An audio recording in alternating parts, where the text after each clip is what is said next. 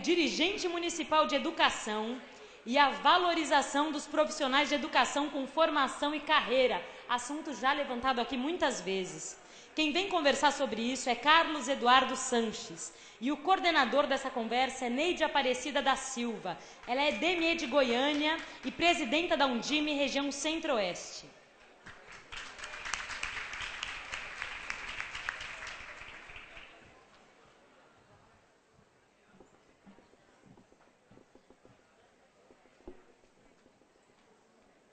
Boa tarde, colegas, profissionais da educação, dirigentes, técnicos.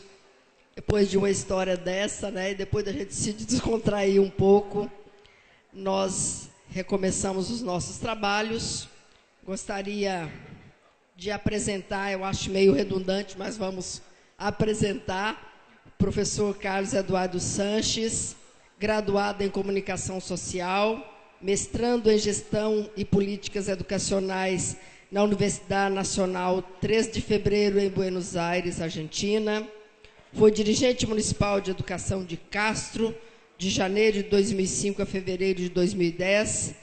Presidente da Undime Paraná, de abril de 2005 a março de 2009. Presidente da Undime Nacional, de maio de 2009 a fevereiro de 2011. Foi membro e depois presidente do Conselho Nacional do Fundeb.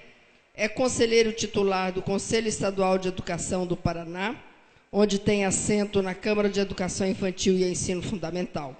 Atualmente é assessor técnico da Undime, consultor do MEC e do PNUD sobre carreira do magistério. A nossa proposta é que o professor Carlos fale por volta de 40, 45 minutos. Na verdade, era 1 hora, mas como nós estamos um pouco atrasados, nós pedimos essa gentileza ao professor Carlos Eduardo de procurar condensar um pouco mais a sua fala, e depois abriremos 20, 30 minutos também para um diálogo com todos vocês. Nós vamos, então, tratar de um tema que é muito importante para nós, né? Que é a carreira do magistério, a valorização profissional, o piso salarial profissional. Com a palavra, então, professor Carlos Eduardo. Boa tarde. Eu vou pedir desculpas para a Neide, eu já vi que alguns palestrantes ficaram em pé em algum momento de costas, mas quem é hiperativo não consegue ficar sentado. E ela já antecipadamente perdoou. Mas eu gostaria de iniciar aqui cumprimentando primeiro a professora Cleusa. Hoje de manhã nós tivemos o processo eleitoral e é tão bom ver o consenso prevalecer mais uma vez, e gostaria de cumprimentar muito por tudo que fez e certamente por tudo que fará. E cumprimentar, junto com ela, todas aquelas pessoas que se dispuseram a participar da diretoria, dos conselhos que compõem a Undime. E lembrar que a Undime é a união. E não basta apenas estar junto, tem que estar junto, comprometido e com muito compromisso para que nós possamos continuar vendo essa grande entidade crescer cada vez mais nesse país. Aproveito nesse momento, estou vendo aqui a professora Maria do Pilar, estou vendo a professora Justina, viu o professor Adeum, queria cumprimentá-los, ex-presidentes da Undime Nacional. Queria cumprimentar de uma maneira muito especial a professora Neide. Talvez vocês não saibam, talvez alguns de vocês não saibam, mas a professora Neide, quando era deputada federal, conseguiu garantir um grande avanço na legislação brasileira para que nós pudéssemos avançar um pouco mais com a questão da valorização dos profissionais do magistério. Quem aqui já foi diretor de escola ou é diretor de escola? Quem aqui já foi coordenador ou supervisor pedagógico, levanta a mão. Então, metade, hein? Um pouquinho mais da metade. A Lei 11.301, do ano de 2006, de autoria da então deputada Neide, dá a esses profissionais o direito de aposentadoria privilegiada aos 25 anos de trabalho, e não apenas aqueles que exercem a atividade da docência. E essa foi uma grande conquista do magistério brasileiro. Queria também cumprimentar cada um de vocês que está aqui e dizer que nós vamos cumprir o tempo, e ao longo desses dias que nós estamos aqui, eu tive a oportunidade de conversar com muita gente e acabei mudando meu material 3 vezes. porque as pessoas vão conversando, a gente vê que tem uma demanda muito grande. É possível colocar o material lá, por favor? E aí a gente foi alterando, e o grande objetivo aqui, a professora Cleusa conversou e pediu para que a gente pudesse tratar das questões, não apenas da lei do piso, mas tratar das questões da valorização, porque esse é, sem sombra de dúvida, um dos grandes desafios que vocês terão na gestão nesses próximos anos que estarão à frente de uma Secretaria Municipal de Educação. Eu começo dizendo que no Brasil nós vivemos um eterno conflito. Por quê? A carreira do magistério, o professor, é uma missão? É uma vocação? É um sacerdócio? Ou é uma profissão? Se a gente for lá atrás, e aí basta a gente buscar alguns pensadores, algumas pessoas que já pesquisaram tanto isso aqui no Brasil e fora do Brasil, mas principalmente na América Latina, quero citar apenas uma delas, a professora Maria Beatriz Fischer, lá da Unicinos, no Rio Grande do Sul. Talvez a questão da colonização do Brasil tem tudo a ver, a história da colonização tem tudo a ver com a história da profissão, da atividade do magistério. Porque ela surgiu e talvez até quase metade da década de 70, ela tinha muito forte, muito enraizada esta questão da missão, do sacerdócio, da vocação, e não a questão da profissão. E aí quem já leu o professor Bernard Chalot vai lembrar que é meio contraditório. Se é missão, se é sacerdócio, se é vocação, e não é profissão, como que esse cidadão vai reivindicar salário, vai reivindicar carreira, vai fazer greve por aumento salarial? É uma eterna contradição. E este é um conflito que preside a história, que norteia a história do magistério no Brasil, sobretudo aí no século passado, metade do século passado e neste momento atual. E isso desenha um quadro, acaba fazendo com que nós tenhamos hoje, neste momento, na história do Brasil, analisando este tempo mais recente. Quando eu falo tempo mais recente, eu faço um recorte na Constituição de 88, que foi, sem sombra de dúvidas, um momento importante para a sociedade brasileira. Se nós formos analisar este período pós-Constituição de 88, nós conseguimos algumas grandes conquistas na área da educação no Brasil.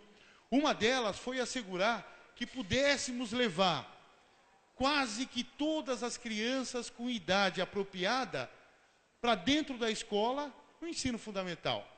Temos dois grandes gargalos, dois grandes problemas, e durante todo o Fórum da Undime a gente está discutindo isso.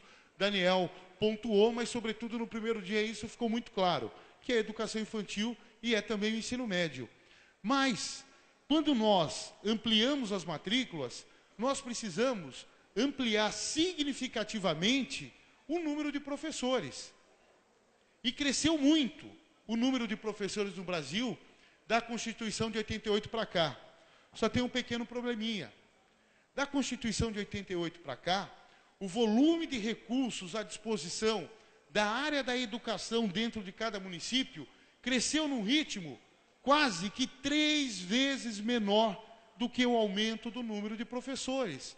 E o que aconteceu? Mais gente para dividir um bolo menor de dinheiro. E aí, hoje, nós temos, infelizmente, uma situação muito complicada no país. Por quê? Apertei demais, hein? Eu vou aprender a lidar com isso aqui. Ainda bem. Voltou muito, né, Daniel? Caramba. E nós temos uma situação muito complicada no país, porque o desafio de novos professores é ainda maior. Quem aqui, levanta a mão, aproveitando a Kiara, que nos inspira a fazer isso quando sobe aqui e pega o microfone, quem aqui, este ano, já sentou e já planejou, já foi lá no site do MEC, porque o MEC isso nos dá pronto, já foi ver quantos professores, quantos alunos vai precisar garantir vagas para etapa de 4 e 5 anos até 2015, porque 16 já tem que estar todo mundo na escola, então 2015 tem que estar tudo pronto. Quem aqui já fez a conta? E aí, quantos professores serão necessários? A questão é a seguinte, a Undime Paraná fez um levantamento ano passado, só lá precisa de 25 mil professores para atuar na educação básica para atuar na educação infantil na etapa da pré-escola. E aí, nós teremos um volume maior de professores. E quando o Daniel discute PNE e foca a discussão do PNE no financiamento, e a Célia ontem pontuou bastante essa questão, a hora que mostrou a pauta de defesa da Undime, enquanto CONAI e agora na discussão do PNE, é a questão do financiamento.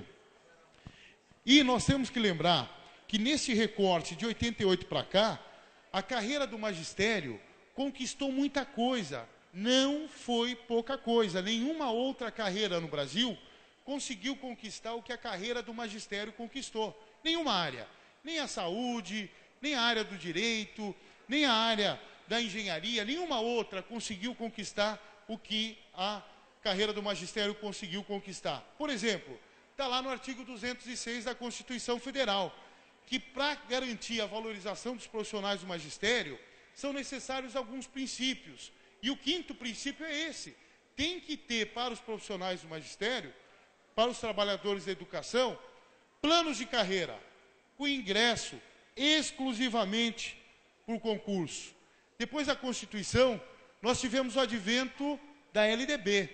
E a LDB trata dessa questão em diversos pontos, mas frisa aí no artigo 62 uma coisa que diferencia o magistério de qualquer outra categoria no Brasil. Por exemplo, vocês acham que algum dia vai haver piso para qualquer área, para qualquer carreira na área da saúde? Jamais vai haver. Sabe por quê? Não tem parâmetro para construir carreira e estabelecer piso inicial.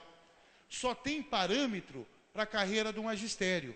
Por quê? Porque lá no artigo 62 da LDB se prevê, e depois o Conselho Nacional de Educação faz um esforço danado no ano de 97 e depois no ano de 2009 para indicar como efetivamente implantar essas previsões da LDB, e a principal delas é o seguinte: para garantir valorização tem que ter plano.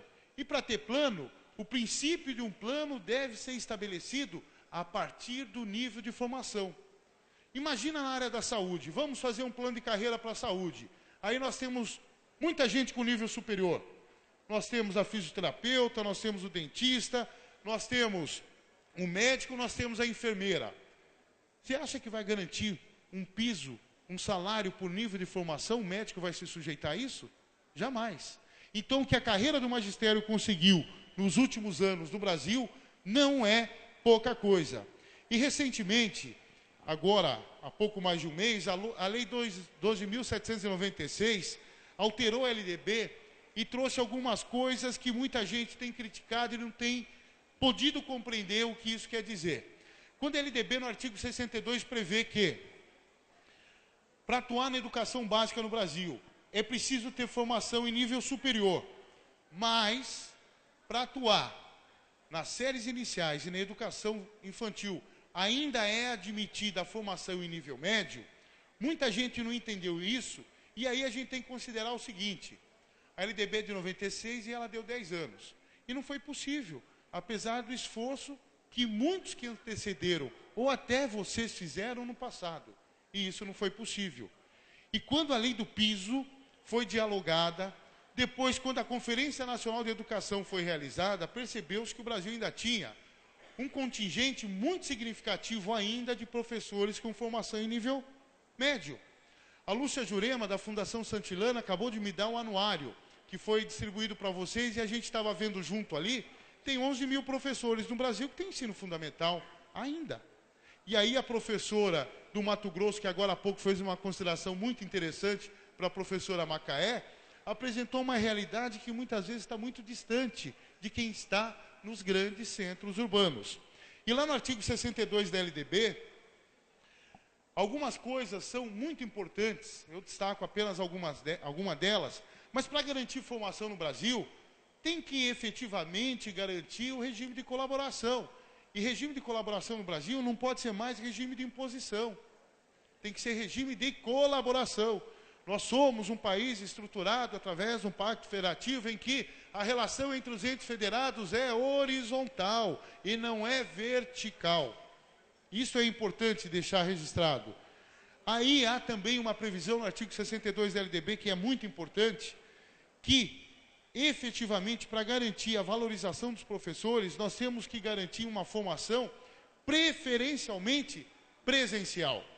Eu sou do Conselho, tenho assento no Conselho Estadual de Educação, eu sou da Educação Infantil e do Ensino Fundamental, mas quando as matérias vão a pleno, a gente discute muito e eu, geralmente, crio muito caso quando aparecem nos cursos de pedagogia à distância com 3 anos de duração.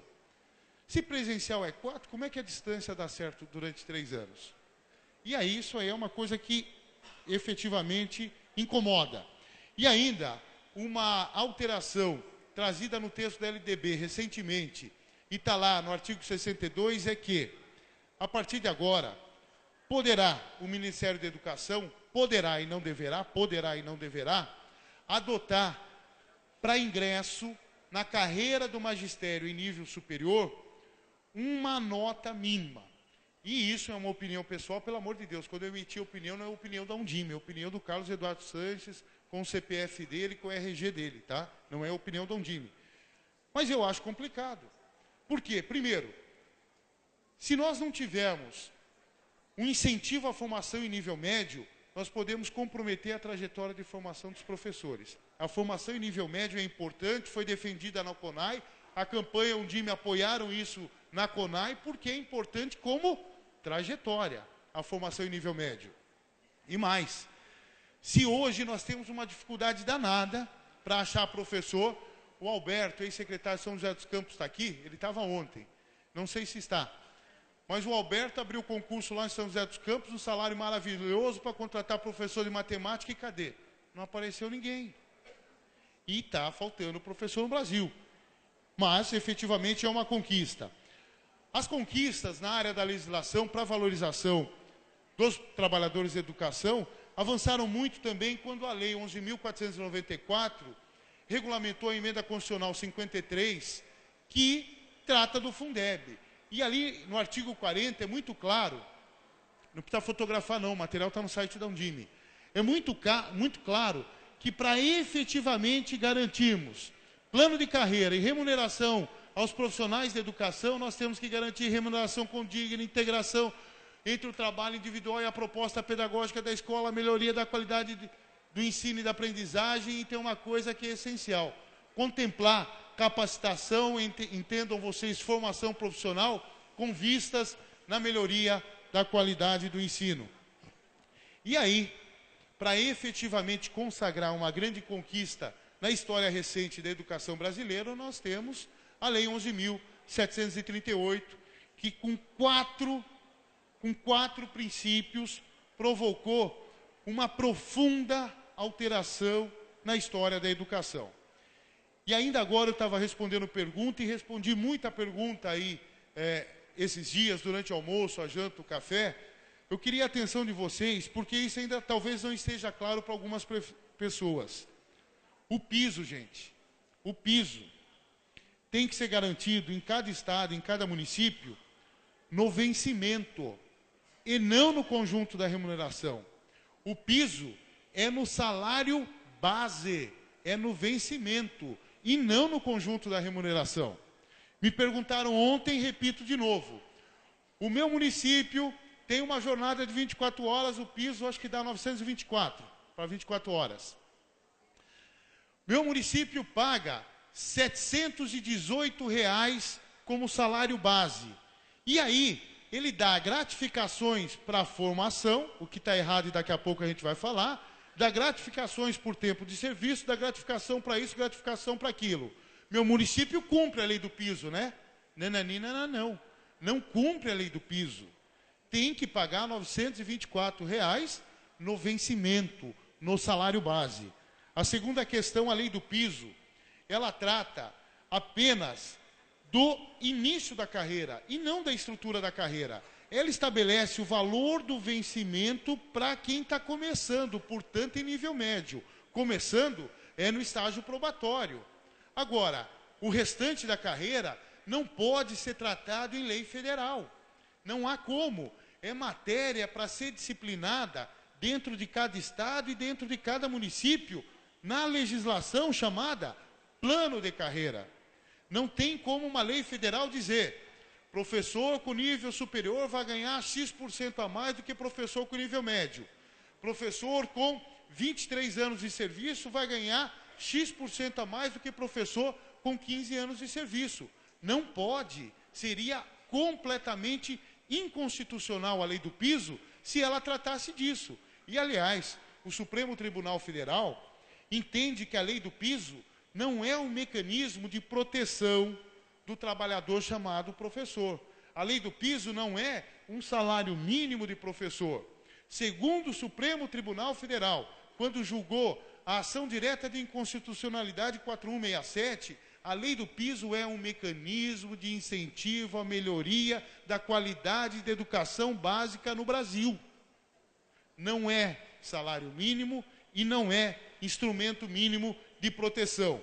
A lei do piso estabeleceu o valor deste vencimento inicial para uma jornada de 40. Mas é muito fácil, está escrito na lei do piso, para as demais jornadas, respeita-se o princípio da proporcionalidade, vamos fazer a regra de 3 e vamos dar conta disso aí, não tem problema nenhum. E a questão importante é esta aqui. Até a vigência da lei do piso, o Brasil adotava aquilo que estava previsto no Plano Nacional de Educação, que acabou em janeiro de 2010, que era reservar da jornada para a qual o professor é contratado, entre 20% e 25%, para que ele pudesse fazer atividade fora da sala de aula. A lei do piso mudou isso. A lei do piso estabeleceu que agora não é mais 20% ou 25%. A lei do piso determinou que é 1/3, 33%. E aí ontem à noite uma pessoa conversava conosco e falava, mas isso não está valendo. Está valendo sim, gente, pelo amor de Deus. Isso está valendo. Porque quando o Supremo Tribunal Federal votou e deu 5-5, existe uma regra que para uma matéria, quando a sua legalidade e constitucionalidade é questionada no Supremo, ela só será derrubada se houver a formação de maioria de votos contrários. Não houve 6-4 no Supremo. Basta ver aí o acordo no Supremo. 1/3 de hora atividade está valendo, está em vigor. Agora, para implantar, não é tão simples, a gente já vai discutir isso aí. A lei do piso trouxe uma coisa que talvez, pela pressão do dia a dia, não é fácil ser secretário de Educação, a Cleusa disse isso na abertura, ela sempre brinca que as duas coisas mais difíceis da vida são criar filhos e ser secretário de Educação. E eu concordo com a Cleusa, ela está certíssima. É muito difícil, né? E aí, gente, talvez pela pressão do dia a dia ainda não foi possível para alguns municípios. Não foi possível para a maioria, a gente sabe. Mas, para efetivamente garantir valorização, o passo número 0, o 0 é o que vem antes do 1. O passo número 0 é reestruturar o seu plano de carreira. E aí, gente, com toda sinceridade, discordem de mim. Quanto mais empurrar com a barriga, quanto mais a gente deixar isso para frente, quanto menos isso for priorizado, quanto mais nós entendemos que tudo é importante e menos valorização, se prepare. Infelizmente, os sonhos que você acumulou quando aquele decreto que te nomeou secretário de Educação foi assinado, e tudo aquilo que teu prefeito prometeu na campanha, nada será realizado. Por quê? A pressão que acontece hoje indica, e nos últimos 2 anos eu vi perto de 300 planos de carreira de todas as regiões do Brasil, a pressão que existe hoje indica que, daqui a pouco, vocês serão meros gestores de folha de pagamento. Porque as estruturas dos planos de educação, dos planos de cargos e salários atuais, não foram construídas para este momento atual que nós vivemos. Eu fiz uma retomada breve. Nessa retomada breve, eu mostrei 10% só do que mudou a legislação brasileira quando trata dos profissionais, dos trabalhadores da educação. Tratei só de 10%. Não dá tempo de mostrar tudo. Como que nós vamos ter hoje uma carreira com uma realidade de 5, de 10, de 15, de 25 anos atrás? Não dá mais. Não tem como. E vou contar para vocês. Um ótimo plano de carreira tem tempo de validade. Sabe quanto que é? No máximo, do máximo, 10 anos. Porque a legislação vai mudar. A perspectiva de arrecadação do teu município vai mudar, para melhor ou para pior. As pessoas vão evoluir na carreira e existe uma demanda que tem que ser cumprida de abertura de novas vagas. E tudo isso tem que ser contemplado na discussão de um plano de carreira. Plano de carreira não é mercadoria que a gente compra em prateleira de papelaria. Plano de carreira não é mercadoria que a gente compra em site da internet. Porque o plano de carreira de campanha em Minas Gerais, que é muito parecido e vizinha de Cambuquira, vai ser completamente diferente um do outro. Não tem como um vizinho achar que o que está implantado lá vai dar certo aqui. A chance de dar errado é muito grande. E aí, gente, tem uma coisa recente que aconteceu, é que aí no dia 27 de fevereiro deste ano, o Supremo Tribunal Federal não julgou de novo a lei do piso, porque quando está decidido não cabe julgamento. O Supremo Tribunal Federal apenas analisou algumas declarações de embargo daqueles governadores que haviam entrado com a ação e perderam. E os governadores foram, nesta declaração de embargo, perguntar para o Supremo a partir de quando valia a lei do piso. 1º de janeiro de 2009, 31 de dezembro de 2009, ou no dia 27 de abril de 2011, que é quando foi publicado o acórdão, a decisão do Supremo sobre a ação de inconstitucionalidade.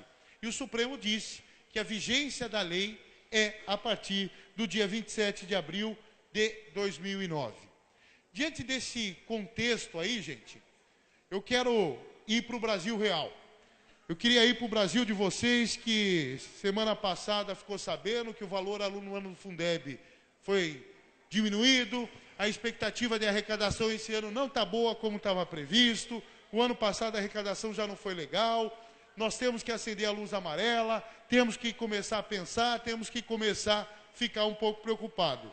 Neste Brasil real, tem algumas questões, e eu vou trazer 2 delas apenas, que são fundamentais quando nós vamos discutir a matéria da valorização dos trabalhadores em educação, e depois a gente vai falar de trabalhador de educação. A primeira delas é a seguinte: nós temos que assegurar nos nossos municípios plano ou planos para os trabalhadores da educação. Se a gente for pegar e ver o que está no artigo 206 da Constituição Federal, se nós formos observar o que a Emenda Constitucional 53 trouxe, quando mudou a sistemática de financiamento da educação, se nós formos analisar as alterações procedidas na LDB nos últimos 5 anos, se nós formos analisar o que a lei do piso prevê, nós vamos entender, e não tem como fugir disso, que nós precisamos ter dentro de cada município, de cada estado, não um plano onde estarão lá todos os trabalhadores da educação, mas nós teremos que ter planos, porque ontem uma secretária, eu conheci ela, talvez ela está aí, ela vai levantar a mão, eu sabia só por telefone e fiquei conhecendo pessoalmente, tem uma secretária que está aqui que está com um probleminha bem pequeno. Tem 2 nutricionistas que entraram na justiça e querem 1/3 de hora de atividade, Cleusa.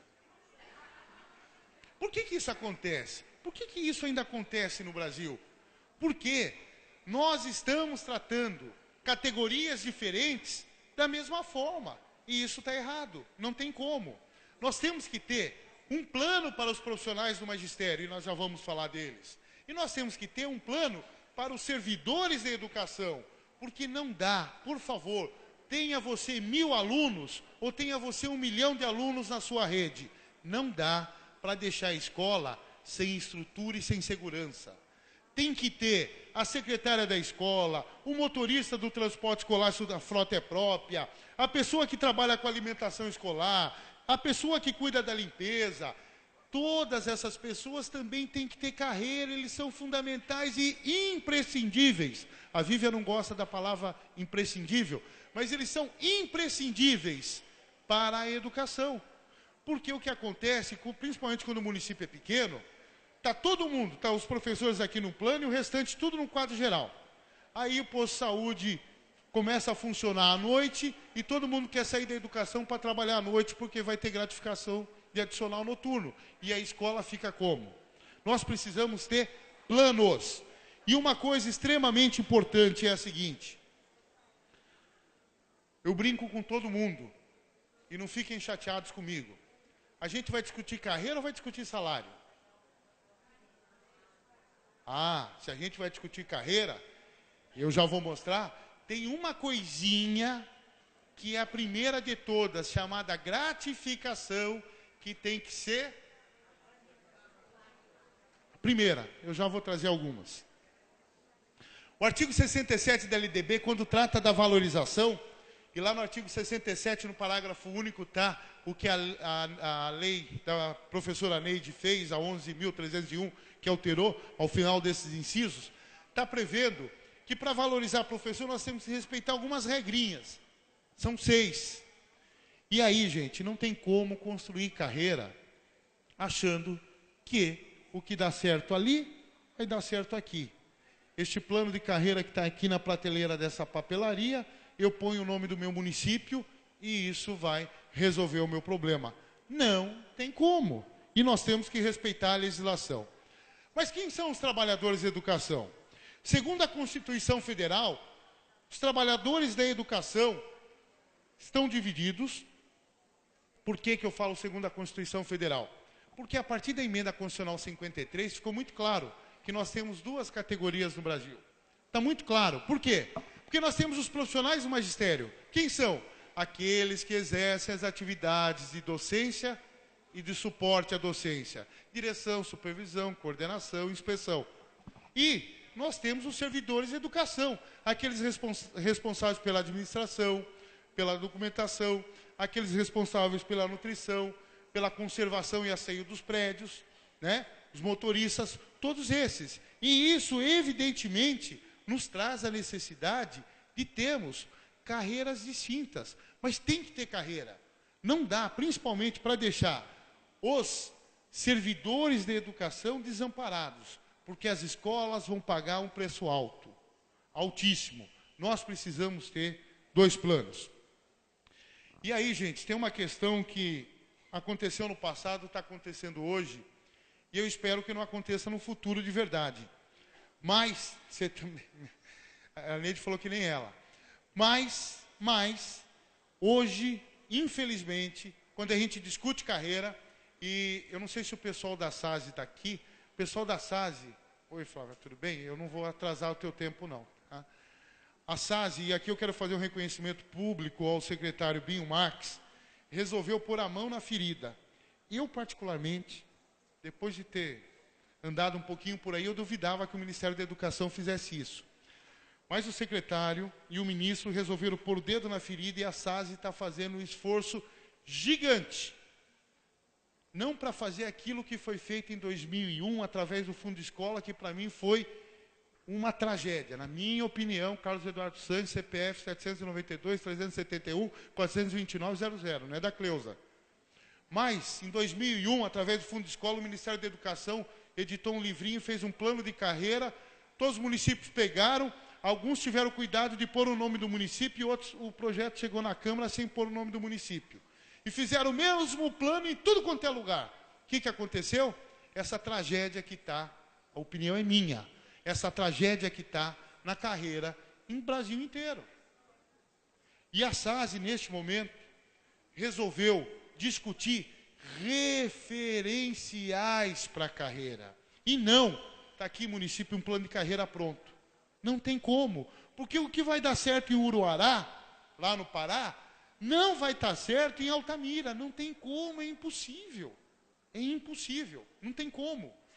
E aí, a SASE está trabalhando muito, está ouvindo muito, um DIME, concede, gestores também de grandes e pequenos municípios, está ouvindo a academia também, tá? E está ouvindo principalmente os trabalhadores, e eu acho que isso vai resultar num grande trabalho, num grande resultado. Eu acho isso extremamente importante.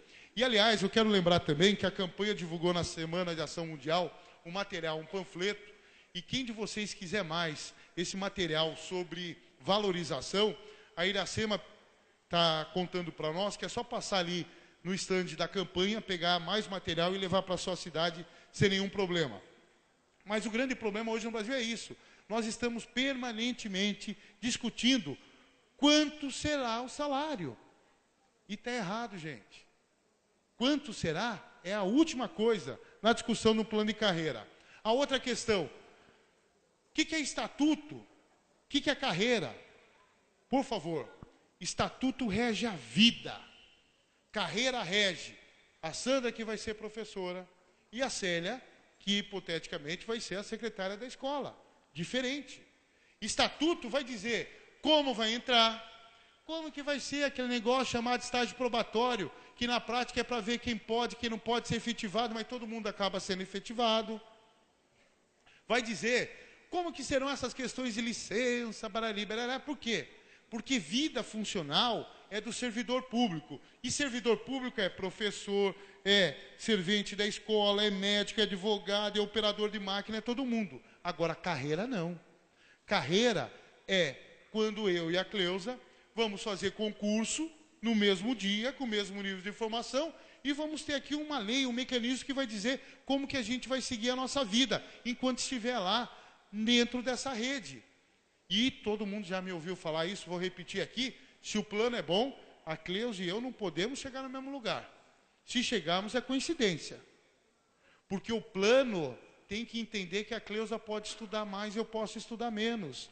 A Cleusa pode se empenhar mais e eu posso me empenhar menos. A Cleusa pode tirar atestado na prefeitura e na escola particular. Eu não. Eu só tiro atestado lá na escola particular. Só tiro atestado na escola pública. Na particular eu não tiro. Eu sei que isso não acontece nas cidades de vocês, tá?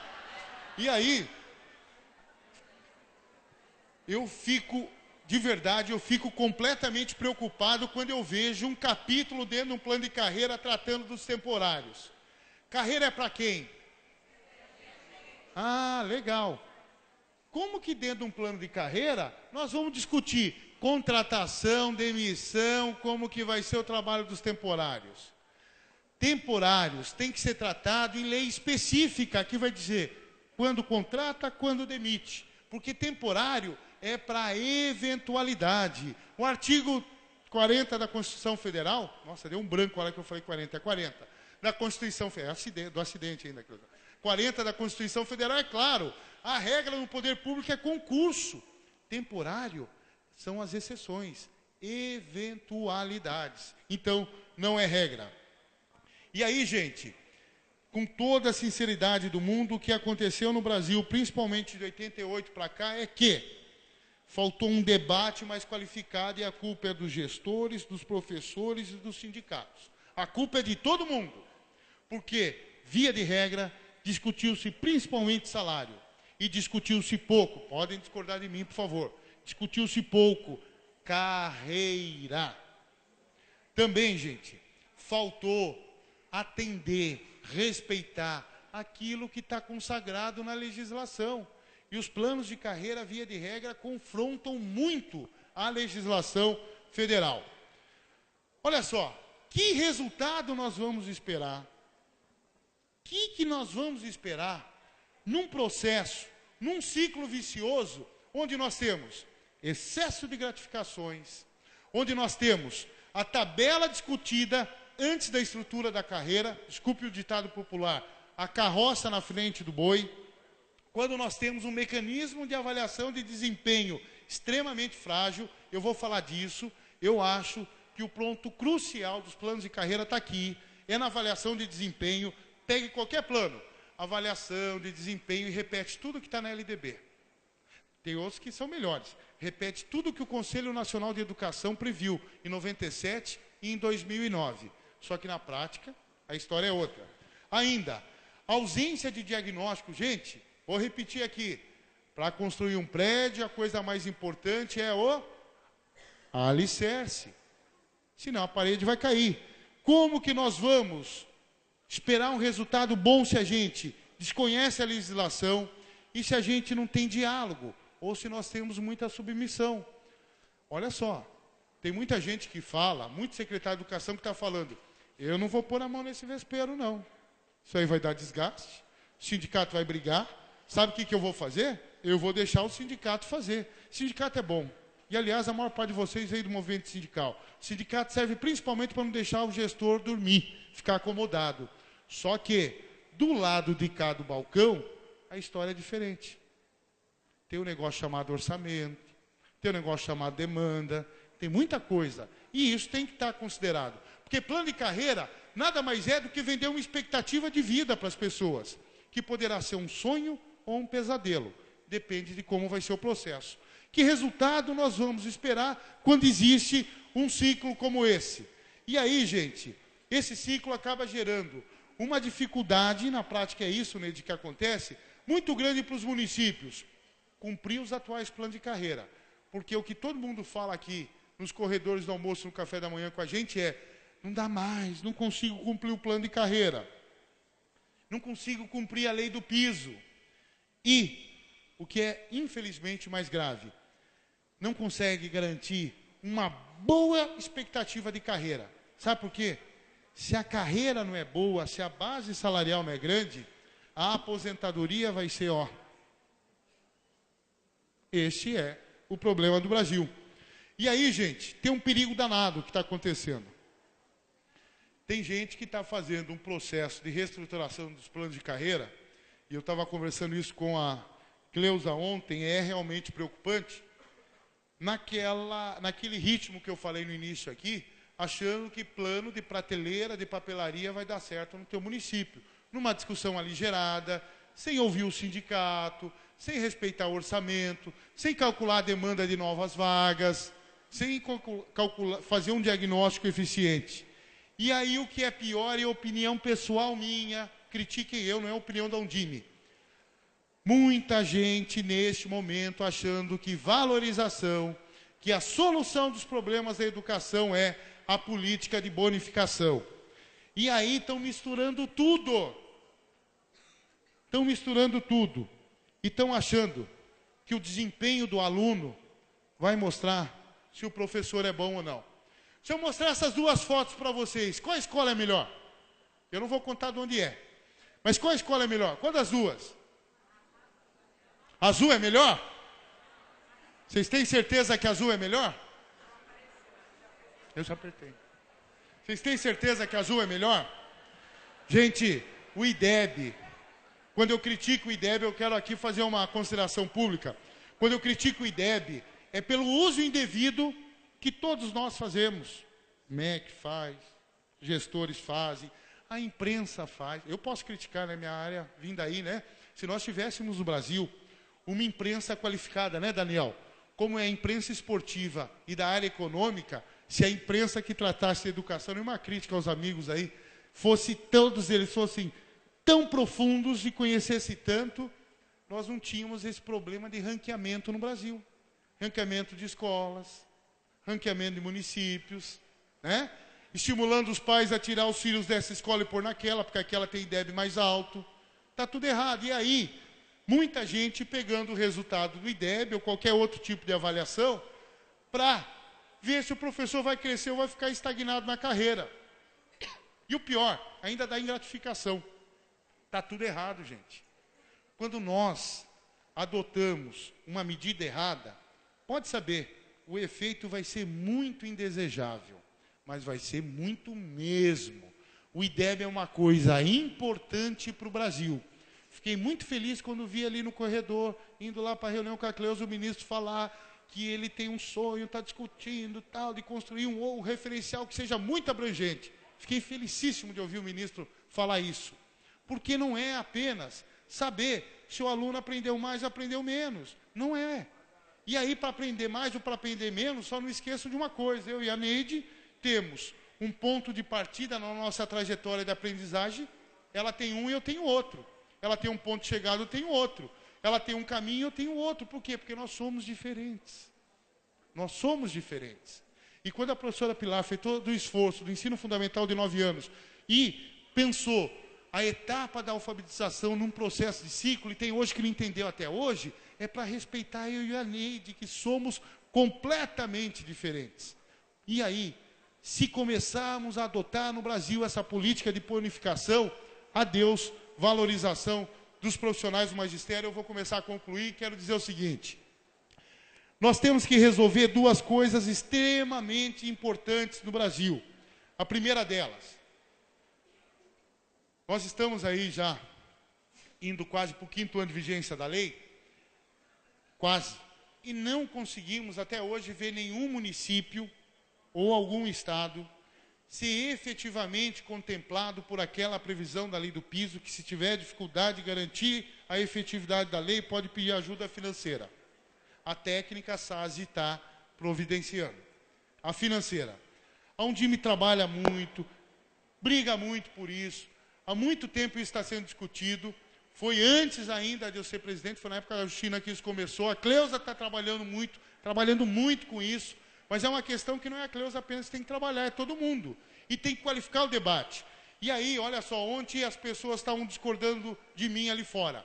Não, está tudo errado isso. Porque se começar pelo artigo 69, parágrafo 5º da LDB, nunca ninguém vai acessar.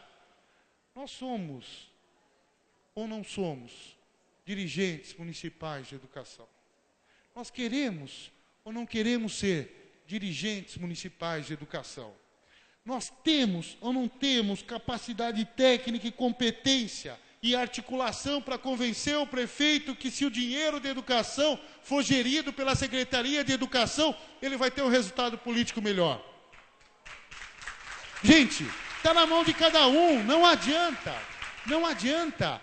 Não é uma lei federal que vai resolver isso, já está escrito na lei, artigo 69 da LDB, lei 9394/96, parágrafo 5º. O dinheiro da educação tem que ser depositado na conta do órgão gestor da educação na data certa. Quem aqui, por gentileza, eu perguntei na reunião do Conviva, antes de vir para cá, entrou no site do Tesouro Nacional, ou entrou lá na conta do Banco do Brasil e viu quanto que entrou de Fundeb a semana passada referente a FPM, IPVA? Quem aqui, por favor, levanta a mão?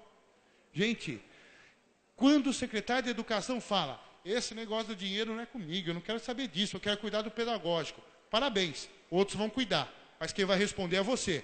Porque você pode não ser o gestor do recurso, mas você é o ordenador da despesa. E vai sobrar para você, prepara teu CPF. A outra questão importante é a seguinte.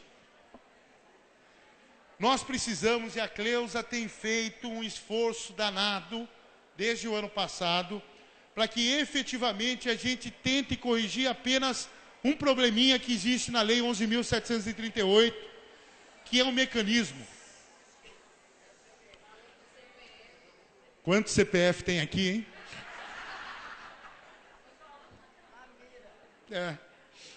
Gente, olha só, atenção um pouquinho, isso aqui é importante porque é a semana que vem quando vocês voltarem para a cidade de vocês. Eu não sei se vocês já viram, já sabem, mas nós temos uma fragilidade na Lei 11.738, que é o mecanismo de atualização de correção do piso.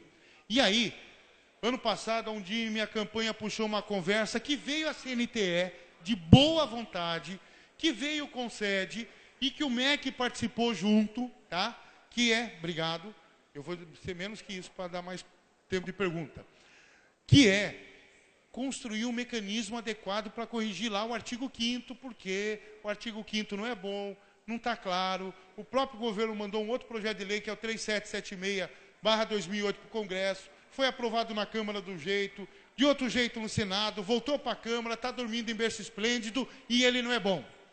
Agora, antes de falar da fórmula, eu quero dizer o seguinte. Não levanta a mão não, por favor. Tá? Mas quem aqui achar que nós vamos valorizar professor, corrigindo o piso anualmente, apenas pela inflação, desculpa. A tua rede, o teu sistema, vai ter um problema danado. E eu fico muito preocupado porque certamente o direito constitucional daquela criança que está lá, de ir para a escola, de permanecer, de aprender, foi comprometido. Não dá para pensar que nós vamos melhorar, corrigir essa distância de salário do professor com as outras profissões, na média, que hoje é de 35% menor, apenas corrigindo o piso pela inflação. Como também não dá para corrigir o piso pela variação do valor aluno ano Fundeb. Porque enquanto o valor aluno ano Fundeb em São Paulo cresce na estratosfera, lá no Piauí, cresce no nível zero. Não tem como. Tem que ser um mecanismo intermediário. E aí a Cleusa, Daniel participou muito, muita gente ajudou isso aí, e tem que reconhecer o papel da CNTE também, que foi construir um mecanismo que é pegar metade do que cresce na média, cada fundo contábil estadual, tá? E dar, além disso, a inflação. Se isso tivesse sido aplicado, o piso não teria subido esse ano 7,97%. O piso teria subido 9,5%. E daí vocês vão falar, puta, essa Cleusa é maluca, subiu só 7%. Como é que ela quer que sobe 9%? Tem um probleminha. Subiu 7% esse ano. Não esqueça que o ano passado foi 22%. E se não aprovar essa lei, sabe quanto que vai ser ano que vem? Conta para ninguém, tá? Perto de 19 ou 20. Tá bom? E aí, gente, nós temos que ter um mecanismo intermediário. Porque se nós não tivermos, sabe o que vai acontecer? Sabe o que está acontecendo na tua cidade? Quem tem nível médio, magistério, está no começo da carreira, reajuste do piso. O ano passado, 22%. E os outros? Inflação. O que isso provoca? Achatamento. Por isso que tem que ser discutido essa questão. E, quando você dá reajuste do piso apenas para quem está no nível médio, e um outro reajuste diferente para o restante, só não esqueça que quem teve o cuidado de aprovar na Câmara uma lei que modificou a estrutura da carreira, está beleza, não tem problema nenhum. Mas quem não fez isso, se prepare.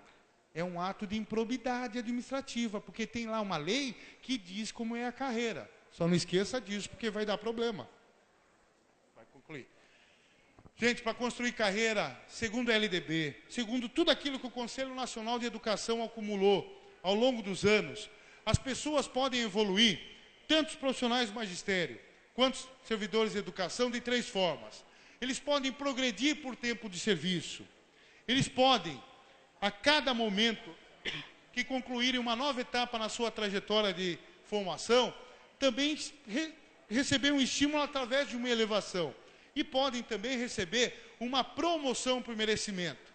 E a hora que a gente vai discutir no Brasil o que é progressão, o que é promoção, é uma salada mista. Por quê? Falta um debate mais aprofundado do que efetivamente é carreira. O que é progressão? Como que é progressão? É vertical, horizontal? E aí as coisas estão todas misturadas. O pior é quando a gente vê aqueles planos que está escrito na lei, mas faz 5, 10 anos que o direito não é assegurado. Isso vai para a justiça. E as pessoas vão ganhar. Gente, olha só. O que é preciso? É preciso boa vontade dos gestores, dos educadores e do movimento sindical. Se a gente encher a mão de pedra de um lado e o sindicato encher a mão de pedra do outro, sabe o que vai acontecer? Todo mundo vai ficar machucado, porque o problema não vai ser resolvido. Secretário de Educação, diagnóstico, envolve uma coisa importante que é abrir o orçamento. Porque quando você abre o orçamento, você qualifica a discussão. Quando você qualifica a discussão, você tem parâmetro. E o parâmetro não vai deixar você vender uma frustração para o professor e para o servidor da educação. É preciso respeitar a legislação e planejar a longo prazo. É preciso não discutir salário, quanto que eu vou ganhar. Mas é preciso discutir que o professor e o servidor, ambos formam esta categoria chamada trabalhador de educação, vão ter a cada determinado tempo, ou através do tempo de serviço, ou através da formação, ou através do merecimento, uma possibilidade de continuar crescendo na carreira, vão receber seus salários em dia e vão ter uma perspectiva maior de aposentadoria. Povo do Rio Grande do Sul, a carreira mais antiga do Brasil de 1974. Por que o salário de aposentadoria de vocês é tão pequeno? Por que teu último salário, antes de se aposentar, por exemplo, é R$2.000, você se aposenta e recebe R$900 o primeiro salário de aposentadoria? Por quê?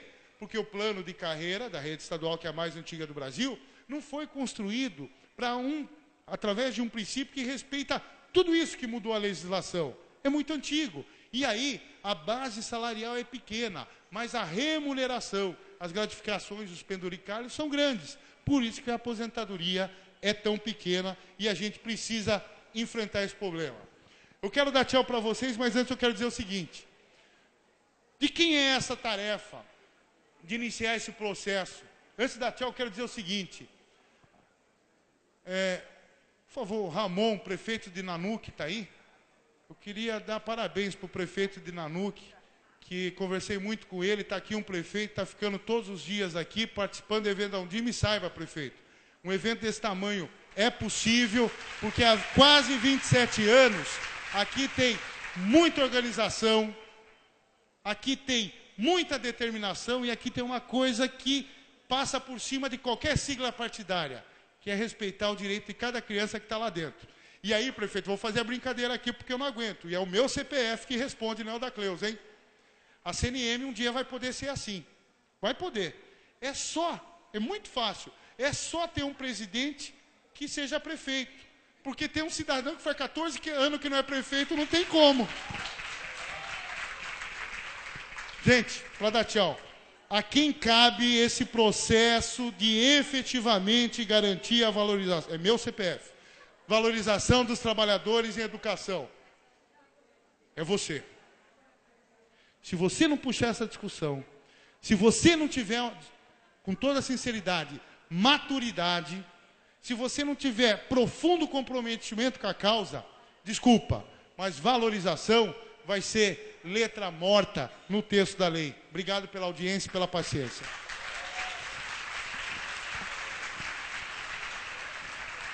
Enquanto o professor Carlos toma a água, vou passar para ele as 3 questões que vieram por escrito, já solicitar o apoio aí para pegar os crachás de quem quer contribuir com a discussão. E só para tranquilizar vocês, o professor Carlos Eduardo falou que é o CPF de vocês que vai responder. E durante o período que vocês estão gestores, ainda tem os advogados da prefeitura. Só que vocês vão responder depois que vocês saírem da secretaria também, viu? E aí não tem advogado, é tudo por sua conta, viu?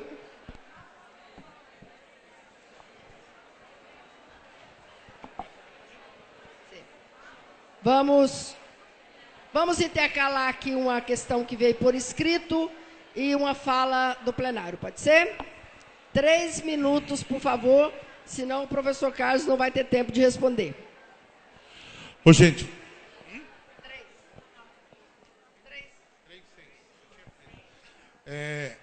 Para respeitar as pessoas que tiveram a gentileza de enviar as perguntas por e-mail para a Undime, eu tenho que começar por elas antes do evento, né, presidente? Então, eu quero agradecer a Jeane Dantas, quero agradecer a Zizete Figueiredo e o Inácio da Silva. Se não ficou claro, eu repito. Lá, Jeane, se a jornada é de 30 horas, os professores têm sim o direito eles vão ter que ficar 20 horas com os alunos, 2/3 da carga horária para a qual eles foram contratados, e 1/3, 10 horas, fazendo atividades sem interação com alunos. E aí essas atividades estão lá no artigo 67 da LDB, que no 67 o Darcy Ribeiro colocou 3 coisas. A avaliação, como que a gente vai fazer a avaliação dos alunos. A avaliação é aplicar a prova bimestral. Se vocês permitirem que seus professores pensem que a avaliação é apenas aplicar a prova bimestral, vai dar problema. Segundo, formação. É extremamente importante o itinerário de formação continuada dos nossos professores. E 3, planejamento. Não tem como não ter planejamento. É impossível não ter planejamento. Zizete, 20 horas é sim 1/3 das 20 horas que nós vamos separar. Aí, neste momento tem um parecer 18 lá do Conselho Nacional de Educação, da Lavra, da professora Maria Isabel Lopes Noronha, que fez um grande trabalho. E a Undime fez uma importante contribuição para o parecer dela, que é o seguinte: tudo aquilo que excede o tempo de interação com alunos tem que ser considerado como hora-atividade. Eu penso assim, tá? Tudo aquilo que excede o tempo de interação com alunos é considerado como hora-atividade. E mais, como existe a tabela proposta por ela, cada carga horária, quanto seria o tempo da hora-atividade, destinado à hora-atividade, tem que se considerar, por conta da fração gerada em alguns cálculos, em algumas hipóteses, utilizar o princípio do arredondamento. Se depois da vírgula deu até 4, cai para baixo. Se deu mais que 5, arredonda para cima. E aí, Inácio, como efetivamente o que fazer com o plano de carreira, que tem gratificação altíssima, com toda sinceridade, coragem, determinação e reestruturar o plano de carreira, senão não vai. Vamos pegar só mais um que está ali, vamos encerrar o... Nós já temos 5, nós já temos um número grande ali de perguntas por escrito, então nós gostaríamos de encerrar aqui as inscrições para o debate, porque nós temos até às 19 para encerrar essa parte do evento. Vamos passar então para Robélia Costa, de Nova Suri, Bahia. Está a Roberta? Enquanto chega até a Roberta, o Carlos vai respondendo um aqui por escrito. A Lúcia, que é lá de Bela Vista, no Maranhão, está dizendo o seguinte: no meu município, os professores são concursados para uma jornada de 20 horas semanais, mediante a situação, como calcular os 2/3 desta carga horária em sala de aula, sabendo que temos que obedecer à legislação 800 horas anuais, distribuídas em pelo menos 200 dias letivos. E o problema na folha aqui. Gente, olha só. Nós não podemos misturar alhos com bugalhos. Desculpa o ditado popular. Uma coisa é o que a LDB diz, que o aluno tem direito a, no mínimo, 800 horas anuais, distribuídas em pelo menos 200 dias. A forma a qual nós contratamos professor não tem nada a ver com essa regra.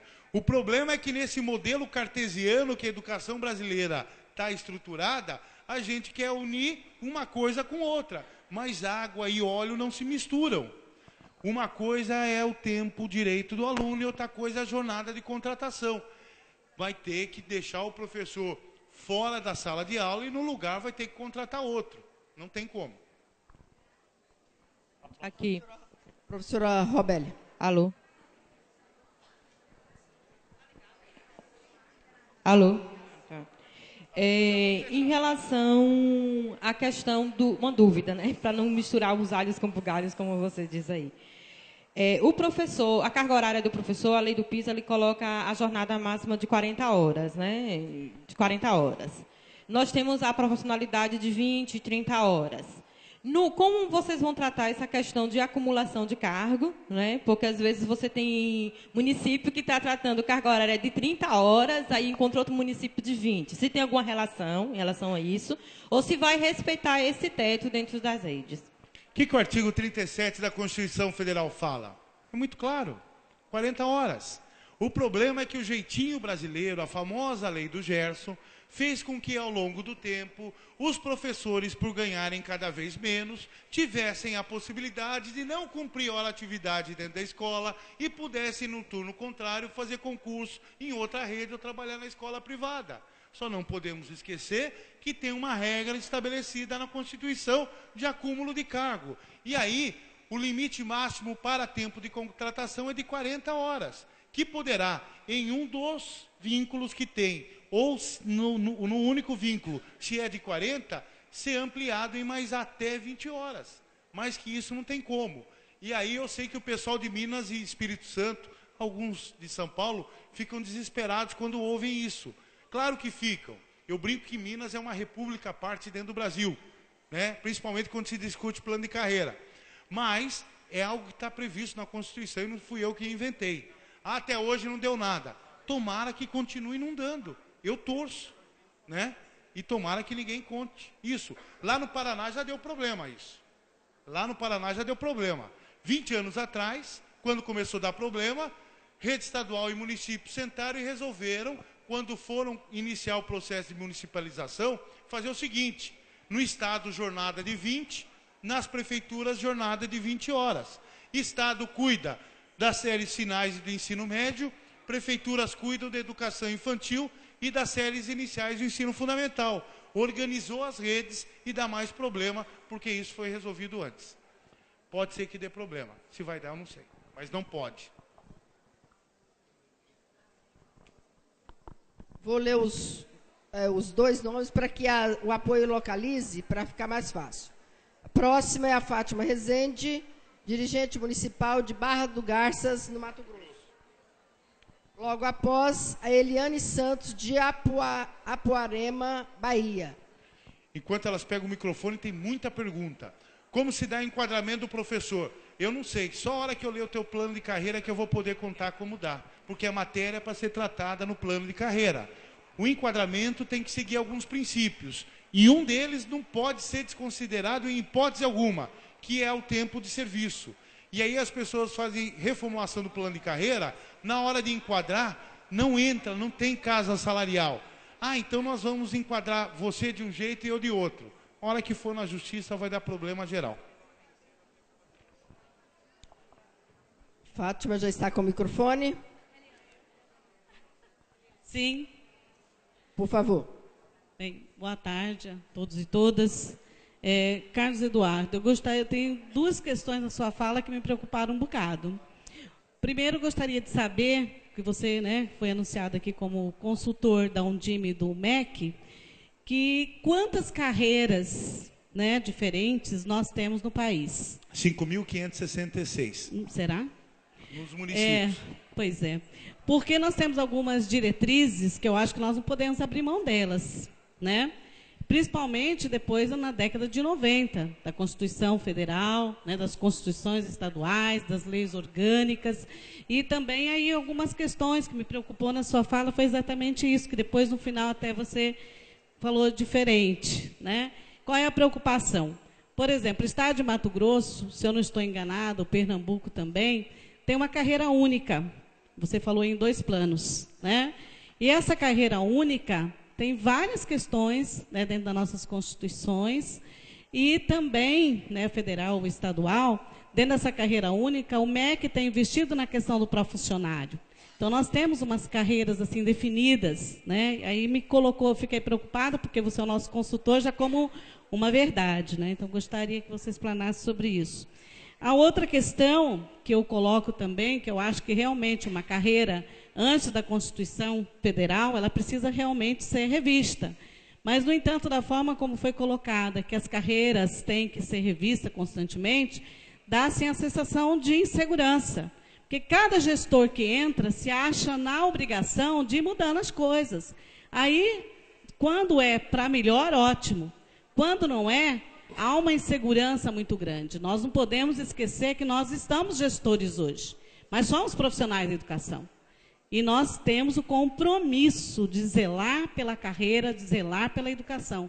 Então, eu acho que essa questão é da mais alta relevância e vejo que nós precisamos de muita discussão, de muito trabalho. Então, gostaria que você explanasse um pouquinho sobre essas questões, que algumas vezes você falou o seu CPF, né? Mas eu quero colocar o meu CPF também e que você coloque os CPFs da Undime para essa discussão nacional. Fátima, olha só, não é o secretário, em hipótese alguma, que vai mudar o plano de carreira. O que eu defendi a todo momento é um processo democrático para reestruturação dos planos de carreira. Jamais um secretário vai poder e deverá ou poderá fazer uma reforma do plano de carreira dentro do seu gabinete, dentro da sua sala. Se não houver uma efetiva participação dos trabalhadores e do movimento sindical, não vai dar certo. Acho que eu deixei isso claro, se eu não deixei antes, quero deixar depois. Não é o secretário que tem que fazer isso sozinho. Tem que ser um processo democrático. Porque se não for um processo democrático, não vai assegurar, Fátima. Não vai assegurar. Quando eu falo, vamos por partes aqui, Jack, né? Quando eu falo que eu defendo, e eu deixei claro que é o meu CPF que defende as duas carreiras distintas, é porque, a partir do advento de todas as alterações na legislação, isso está muito claro. Até porque existe uma regra muito clara no texto da Constituição, reafirmada em legislações complementares, e que regulamentaram a Constituição, que é, parte dos recursos vinculados tem destino, que é pagar profissionais do magistério. Quem são os profissionais do magistério segundo a Constituição Federal? Os que exercem atividades de docência e suporte à docência. E pagar profissionais do magistério em efetivo exercício. Em efetivo exercício. Não é na Secretaria de Cultura, não é na Secretaria de Esporte e não é na Câmara de Vereadores. Então, eu defendo muito isso, coloco isso, quando fui presidente, coloquei isso em todos os momentos da Undime, e lá no MEC, no trabalho que a gente faz lá, eu estou colocando isso, não sei se serei ouvido ou não, porque não é a minha opinião que tem para prevalecer, mas nós temos que separar, porque isso está dando um problema danado no Brasil. Está dando um problema danado, não tem como. E é muito claro o texto da legislação em relação a isso. E quando você pega o artigo 206 da Constituição Federal, o que ele fala? Planos de carreira. Ele não fala plano de carreira. E a minha interpretação advém daí, e por isso que eu fiz aquela colocação inicial sobre isso. E a aposentadoria é completamente distinta, a carreira é distinta. O profissional do magistério está submetido a alguns princípios que estão consagrados no texto da legislação, que jamais os trabalhadores da educação estarão, porque eles não são profissionais do magistério. E quando os planos de carreira têm todo mundo abrangido, está acontecendo esse grande problema que nós estamos vendo no Brasil inteiro. As pessoas querem hora atividade, são os servidores da educação que querem hora atividade, porque os planos de carreira... Mato Grosso eu conheço muitos planos bons, tá, Fátima? Conheço muitos planos bons, tá? Conheço. Não sei se todos são assim ou não, mas eu conheço muitos planos bons que a CNTE ajudou a fazer. Conheço. Mas as pessoas querem hora atividade, as pessoas querem se aposentar com 25 anos, as pessoas não querem trabalhar 8 horas por dia. Quem faz alimentação, quem faz limpeza, mas o contrato é de 40 horas semanais. E por que acontece isso? Porque está todo mundo dentro. Agora, desculpa, não dá para eu falar em nome do CNPJ da Undime, porque ninguém pode fazer isso. E não seria ético da parte de alguém que já teve o privilégio de representar todos vocês. Robélia. Boa noite a todos e a todas. Meu nome é Eliane, sou do município de Apuaré, Bahia. A minha pergunta e também a minha inquietação com relação ao Estatuto do Magistério Público, a questão do desdobramento ou enquadramento, ou seja, carga horária de trabalho de 20 para 40 horas semanais, de acordo com o Estatuto de Cargos e Salários do Magistério Público. Diz que o desdobramento se dá mediante formação de tempo, serviço, atividade, assim por diante. A vaga real muitas vezes existe. No meu município, por exemplo, existe lá na zona rural, no campo. E tem a questão da folha do Fundeb, que está sempre inchada, e nós, secretários de educação, muitas vezes somos colocados no canto da parede, porque sempre ultrapassam esse percentual estabelecido pela Lei de Responsabilidade Fiscal, que é de 50%. 54. 64%. 54. Está aqui, né? E aí, a pergunta é, o que se fazer, porque o que aparece no gabinete lá nas nossas secretarias são profissionais que já estão próximos a se aposentarem e que dizem, eu quero esse pagamento, porque se eu me aposentar agora, eu vou sair perdendo por conta do salário e tudo mais. Isso não se sensibiliza, sim. Só que, o que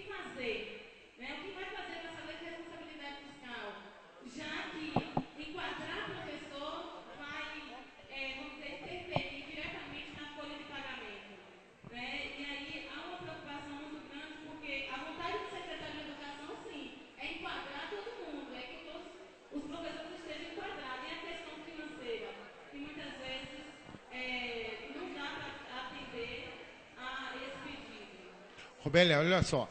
Claro que a gente precisa de um dia inteiro, no mínimo 8, 10, 20 horas para aprofundar a questão, não dá em 1 hora, mas olha só. O que é o problema aí? É a estrutura do plano que não está adequada, desculpa a sinceridade, não está boa.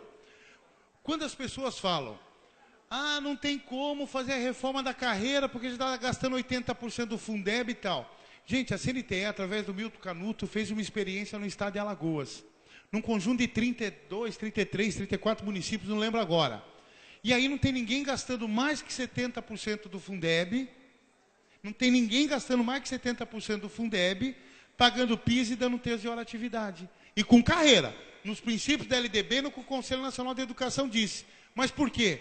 Discutir carreira não é apenas saber quanto eu vou ganhar, ela vai ganhar. Tem que fazer diagnóstico. No diagnóstico, nós temos que ver que às vezes tem professor de mais, professor de menos. Claro que um município que tem uma vasta área territorial, com escolas do campo, com classes multisseriadas, isso impacta e diminui a perspectiva de carreira.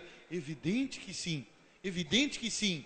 Só que todas essas questões estão ligadas e estão necessitando de um profundo diagnóstico e aí pensar um novo plano, abrindo o orçamento na mesa, pondo o sindicato, pondo representação dos professores, pondo representação de todo mundo, estabelecendo consenso, tendo parâmetros e metas, porque não dá para ser irresponsável, principalmente irresponsável fiscal. Não tem como. E aí você vai me falar da lei de responsabilidade fiscal. O Daniel falou ontem, e vou deixar a dica quem quiser apresentar.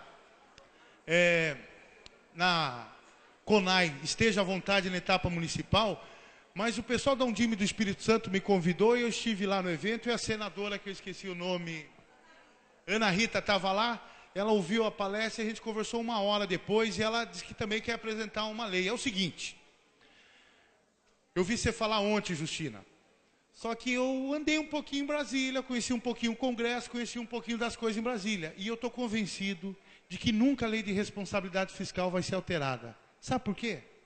O dia que mudar a lei de responsabilidade fiscal para tirar a educação, no dia seguinte tem que tirar a saúde, 2 dias depois tem que tirar a assistência social. Não tem como, a segurança, jamais isso vai passar no Congresso. Qual é a proposta que o Daniel disse que a gente tem? Estudamos muito e é o seguinte, Lei de Responsabilidade Fiscal, Lei 101 do ano 2000, artigo 20, para inciso 3º do artigo 20. O ente federado, o município, poderá gastar até 60% de toda a sua arrecadação resultante de impostos para pagar salário, sendo, 2 pontos, a linha A, 6% desse limite de 60%, 6% reservados para pagar salário de vereador e de funcionários do Poder Legislativo. Até 54% para pagar salários de funcionários e todo mundo que está no Poder Executivo. Caminhe pelo Brasil. As câmaras de vereadores estão gastando, no máximo, 3 ou 4% para pagar salário de vereador e de funcionário. Está sobrando 2 ou 3% desse percentual. Qual é a minha ideia? Automaticamente uma alteração na lei de responsabilidade fiscal, mudando o parâmetro, mas não mudando a essência da lei. O que sobrar de crédito do Poder Legislativo automaticamente se reverte para o Poder Executivo gastar no pagamento dos profissionais do magistério em efetivo exercício. Está a sugestão presente nas CONAIs municipais. Enquanto eu chamo as próximas, posso chamar os próximos 3?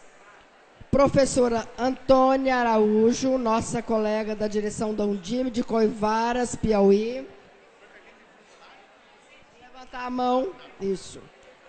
Professora Maria Cota, dirigente de Serra, Espírito Santo. Já está aí.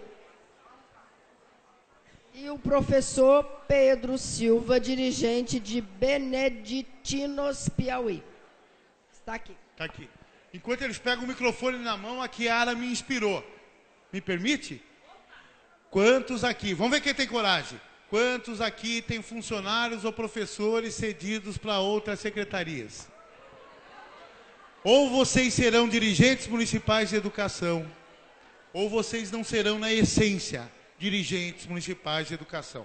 Deixa eu lhe responder mais. Inclusive para o Poder Judiciário. Também. No meu estado, Governo do estado. o Poder Judiciário obriga mandar funcionário para o... Convoca, obriga o prefeito a mandar o secretário. Ok. Oi. Próxima. Nossa Sou eu. proposta agora é de... Meu é rápido. Como acabou o nosso tempo, Pedro, é dos sou 3 que estão inscritos falarem, depois o professor Carlos responder no bloco. Pode ser? Boa noite, quero parabenizar.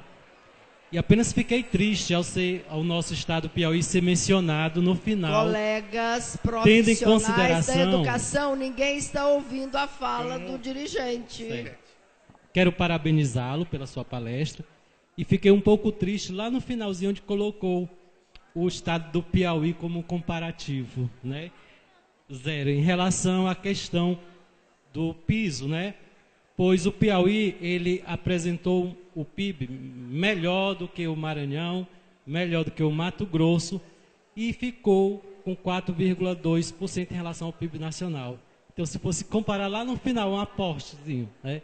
Você colocou que da inflação e tal, comparava-se o PIB com o do Piauí, que seria o último, né? PIB é uma coisa, crescimento da arrecadação é outra. Não, pois Mas a é, gente mesmo pode usar assim, qualquer estado. não estou tem mencionando que o Piauí cresceu nesse sentido de arrecadação. problema. Não como quer ser o Pronto. PIB. Mas tudo bem, eu uso outro estado, ok, estou observando. Sou eu. Antônia, por favor. Eu vim para frente porque eu vim com o objetivo de fazer um alerta e até pedir permissão ao professor Carlos Eduardo que nessa seara, alhos e bugalhos, temos que levar em consideração e até mesmo tomar rumos similares. Uma vez que, quando a LDB e quando o senhor coloca com muita maestria que nós temos que fazer diagnóstico, que nós temos que abrir as finanças e instituir impacto financeiro, isso não se faz sozinho. Se faz com o sindicato, se faz com a categoria, se faz com os servidores e com os gestores. Se nós, dirigentes municipais, não fizermos isso, nós não conseguimos instituir planos de carreira que tenham sustentabilidade. Mas, em contrapartida, nós temos a outra lei, que é direito subjetivo dos nossos discentes terem de, no mínimo, 20 horas semanais. Eu não posso desprezar a hora semanal, a resolução número 7, de 14 de dezembro, ela é muito clara. A hora é hora relógio, de 60 minutos. Aula do aluno, direito subjetivo do discente. O professor, por outro lado, também hoje é sujeito de direito de, na sua jornada de 20 ou 40 ou 30 Ou 5 ou ou 25, o que seja a matemática, ele tem direito de 1/3. Nós não temos o que discutir mais isso. E o legislador brasileiro, a nossa ex-deputada sabe disso, que quando ele faz, ele manda uma lei, ele aprova, não é à toa. Cada ponto e cada vírgula tem uma razão de ser. Então, a dízima periódica, estabelecida na 11.738, ela não precisa de arredondamento. Ela foi pensada na hora de 50 minutos. Houve pesquisa, eu assisti uma palestra do professor José Pacheco, da Escola da Ponte, onde ele diz que muitos países desenvolvidos, na sua maioria, tem pesquisa comprovando que a aula de 50 minutos, o aluno aprende mais, aprende, em vez de uma aula de 60. Creio que o legislador brasileiro, quando trabalhou a 11.738, aplicando o terço, foi nesse sentido. Bom, é um alerta para todos nós, que isso é o maior desafio do país. É que o parecer número 18 de 2012, ele foi aprovado por unanimidade. No entanto, ainda está à mercê... Antônio. Por favor. A mercê da homologação. E a CNTE, por favor, me dê 2 minutos a mais. E a CNTE está interpretando de forma errônea, no meu entendimento e no entendimento jurídico do Estado do Piauí, dos nossos assessores que nos auxiliam. Porque 13 horas faz diferença para 13 aulas de 50 minutos. Se assim for, professor, nessa seara, nesse caminho, nós não temos condições, porque a lógica é clara. Para cada turma é necessário 2 professor. E a LDB 11.738 trata de professor da educação infantil, professor do ensino fundamental 1, nem do 2, nem do médio. Trata que professor é da educação básica, seja ele da creche, seja ele do 9º ano. Portanto, os direitos do professor da creche é ter 1/3, do professor de língua portuguesa no 9º ano é ter 1/3. Eis a razão. 13 horas equivale a 16 aulas de 50 minutos, para 20 horas, para 40 são 32, que dá exatamente 26 horas e 66. Podem fazer a conta. Se nós não tomarmos essa situação, e eu peço ajuda a Undime, a todos, porque é uma clemência nossa. Estamos com problema de lotação, estamos com problema de finança. Todos os 5.570 municípios hoje terá que pagar para cada turma 2 professores. Não temos condições. O Estado do Piauí, nos seus 224 municípios, não suporta. Não sei se os outros suportam. Obrigada, gente. Muito bem, Antônia.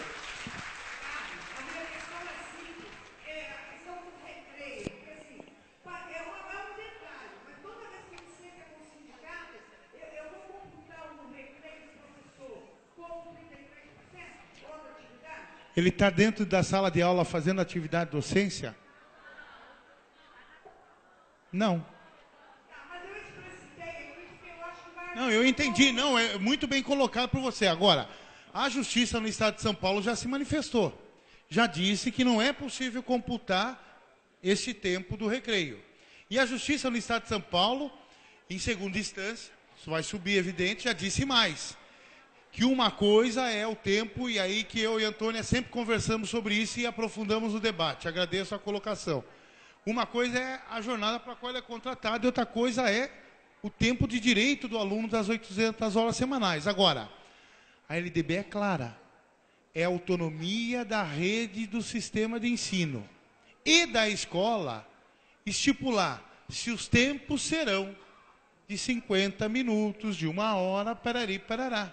É autonomia da rede, é autonomia do sistema ou é autonomia da escola? A LDB é bastante clara nesse sentido. Por isso que eu acho que a Cleusa acerta. Outro dia eu vi uma manifestação da Cleusa quando diz o seguinte: eu acho que tudo aquilo que excede o tempo que o professor está com o aluno deve ser computado como 1/3 de hora de atividade. Esse raciocínio eu acho mais fácil de, em caso de qualquer questionamento judicial, não haver qualquer problema. Minha opinião pessoal.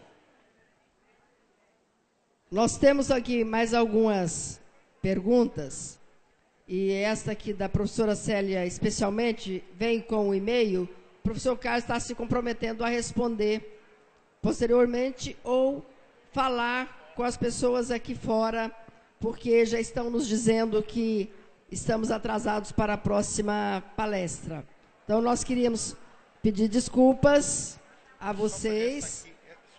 Só tem mais uma que o professor Carlos gostaria de responder, para que nós encerremos, então, esta mesa.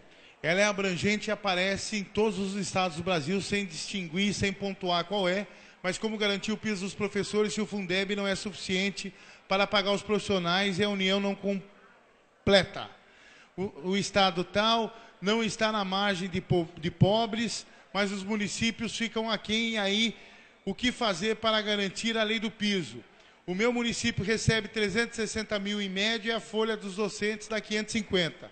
Gente, profundo diagnóstico. Uma coisa é a expectativa projetada naquela portaria interministerial que sai do dia 28 ao dia 30 de dezembro, que diz: o município deve arrecadar isso. E outra coisa é a arrecadação.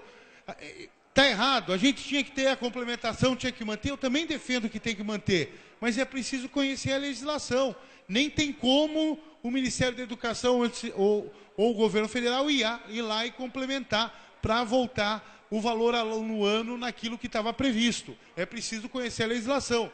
Temos sim que aprofundar o debate sobre isso nas conferências municipais de educação, o ano que vem na CONAI e na hora que for acabar o Fundeb no novo modelo de financiamento.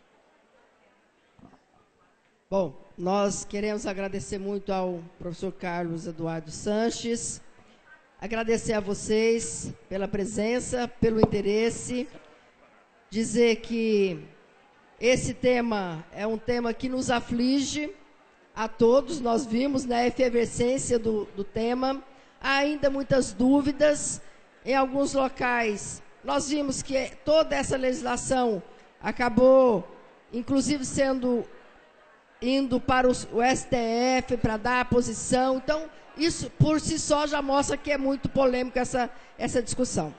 Mas eu acho que é importante, muito importante a fala do professor Carlos, eu acho que nos traz muita luz para esse tema entre nós. Nós agradecemos a todos, então, e vamos aguardar que nós ainda temos mais uma palestra para essa tarde e noite de hoje. Um abraço a todos.